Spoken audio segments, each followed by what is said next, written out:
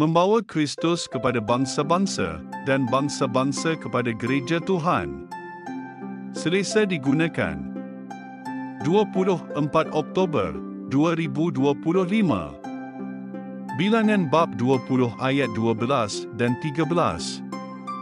Akan tetapi, Tuhan berfirman kepada Musa dan Harun, kerana kamu tidak percaya kepadaku dan tidak menyatakan kesucianku di hadapan mata orang Israel, maka kamu tidak akan membawa jemaah ini masuk ke negeri yang akan kukurniakan kepada mereka. Skim mata air Meriba. Di situlah orang Israel berbantah dengan Tuhan, dan di situ pulalah dia menyatakan kesuciannya dalam kalangan mereka. Keluarga saya menghadiahkan saya sebuah beg kulit.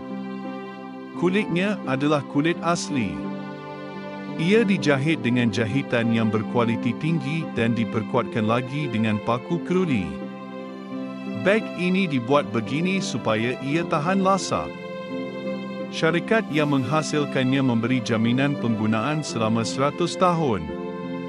Mereka berkata, anak-anak kamu akan merebut beg ini apabila kamu meninggal. Saya telah menggunakannya selama 7 tahun. Jadi masih ada baki 93 tahun lagi ketahanannya. Beg ini baru sahaja selesa digunakan. Akan tetapi, Musa sudah letih. Kini, dia berumur lebih kurang 120 tahun. Dia sudah lesu. Mungkin disebabkan oleh akibat yang buruk. Tuhan telah membuat Musa dalam perlumbaan melayan selama 40 tahun dan tidak membenarkannya menamatkan perlumbaan ini disebabkan oleh satu kesalahan yang kecil sahaja. Akan tetapi, Musa dihakimi berdasarkan pada piawaian yang lebih tinggi.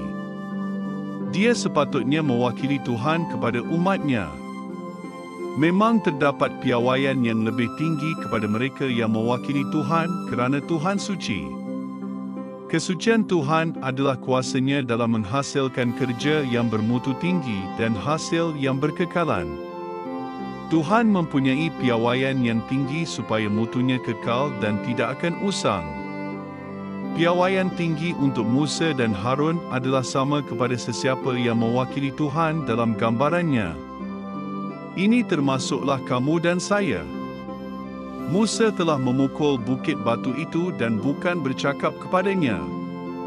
Perbuatan ini kelihatan seperti perkara yang kecil, samalah seperti arahan Tuhan supaya jangan memakan buah dari pokok yang Tuhan larang. Nampaknya bukan satu perkara kecil dalam tidak mempercayai firman Tuhan. Ini adalah kerana jika kamu tidak mempercayai Tuhan, kamu akan menjadi takut dan mula mengasihi serta mempercayai yang lain. Akibatnya, bahan ini akan menjadi Tuhan kamu. Tuhan-Tuhan kecil begini menyebabkan kejahatan. Berikutan perbuatan ini, alam semesta tidak lagi berfungsi dengan betul dan kita pun menjadi letih dan lusuh. Tuhan menetapkan piawaian tinggi kerana dia mahu hasil kerjanya tahan lama dan bertambah baik dengan peralihan masa. Piawaian Tuhan bukan satu senarai semakan kawalan mutu. Piawaian Tuhan ialah kasih yang rela menyerahkan diri dan kasih yang mengorbankan. Piawaian ini bukan satu senarai peraturan tetapi ialah hati Tuhan sendiri. Tuhan bukan sahaja menuntut umatnya hidup mengikut piawaian yang tinggi tetapi dia memeluk mereka walaupun mereka gagal mencapainya. Musa telah gagal tetapi dia tetap sampai ke tanah perjanjian akhirnya. Masih ingat lagi ketika dia muncul bersama Elia di atas gunung. Dia berdiri di sisi yang kudus yang bersinar dalam kemuliaan Tuhan. Ini ialah tanah perjanjian. Musa dapat ikut serta akhirnya kerana Yesus telah menegakkan piawaian Tuhan bagi pihak kita. Yesus menyerahkan dirinya di atas kayu salib untuk kita pulang ke pangkuan Tuhan. Beg kulit yang dihadiahkan oleh keluarga saya telah mengikut saya ke serata tempat. Orang ramai memuji beg ini yang tergantung di bahu saya.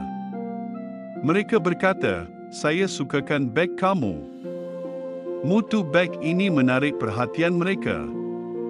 Sebenarnya, bukan saya yang memakai beg itu tetapi beg yang memakai saya.